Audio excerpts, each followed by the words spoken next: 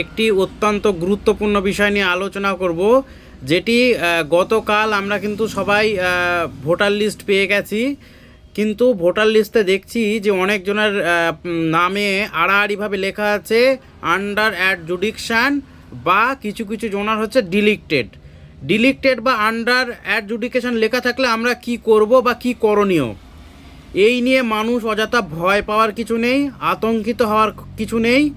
বা যার এরকমভাবে লেখা থাকছে তাকে ডেকে ডেকে বা ফোনে বলা যে তোর নাম বাদ চলে গেছে, এগুলো কি ধরনের? এগুলো বাদ যায়নি, আপনি জানেন না, কাউকে ভুল প্রচার করবেন না বা ভুল কথা বলবেন না, সেই জন্য মানুষের গ্রামে আতঙ্কিত ছড়াবেন না। সেই জন্য আমি বলছি যে যাদের আন্ডার জুডিকশন লেখা রয়েছে তাদের কি কারণে এটা লেখা আছে সেটাকে ভালো করে বুঝবেন। ব্যাপারটা হলো যে যেগুলো আপনারা ডকুমেন্ট সাবমিট করেছিলেন বিডিও মারফত, এই ইয়ারতে বিডিও অফিসে সাবমিট করেছিলেন, সেই ডকুমেন্ট নির্বাচন কমিশন অ্যাকসেপ্ট না করায় তারা পুনরায় সেটা বিচারাধীন জাস্টিস আন্ডারে, তাদের জুডিশিয়াল জাস্টিস আন্ডারে তাদের ফের ভেরিফাইড করার জন্য ওই কাগজগুলো পাঠিয়েছে। সেই পাঠানোর কারণে সেইটা স্থগিত রেখেছে, বর্তমানে বিচারাধীন রয়েছে। ওটার মানে হলো বিচারাধীন রয়েছে। এই নিয়ে অযথা মানুষ গ্রামগঞ্জে বিভিন্ন আলোচনা এবং ভয় পাওয়ার কী আছে, এই বিষয় নিয়ে কোনো ভয় পাওয়ার কোনো দরকারই নেই।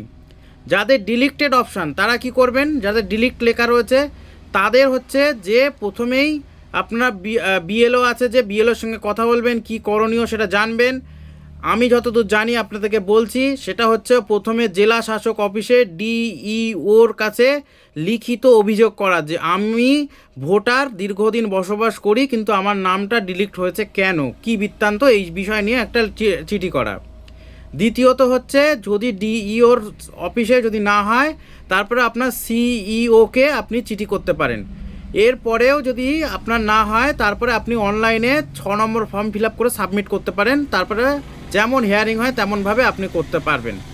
এই বিষয়টা ভাবা অনেক পরে।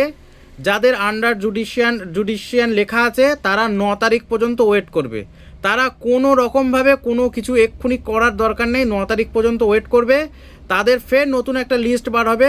আমার যতদূর ধারণা যে 9 তারিখে এদের মধ্যে থেকে 90% ক্লিয়ার হয়ে যাবে। তাহলে এত আতঙ্কিত হওয়ার কিছু নেই। সেই লিস্ট দেখা, এই কদিন চুপচাপ পুরো থাকা, তারপরে ওই লিস্ট দেখে যাদের ডিলিট হবে কি করণীয়, কি করতে হবে, পরবর্তী ভিডিও আমি করে আপনাদের সকলকে বলে দেবো। এই নিয়ে গ্রামগঞ্জে, রাস্তাঘাটে, চায়ের দোকানে এই নিয়ে আলোচনা করবেন না, মানুষকে আতঙ্কিত করবেন না, বিভ্রান্তমূলক কথা বলে মানুষকে বিভ্রান্ত করবেন না। যেটা জানবেন না আপনি সেই বিষয় নিয়ে কোনো আলোচনা করবেন না। এর থেকেও বেশি কিছু যদি জানার দরকার হয় অবশ্যই আমাদের কাছে আসবেন, আমরা বলে দেবো।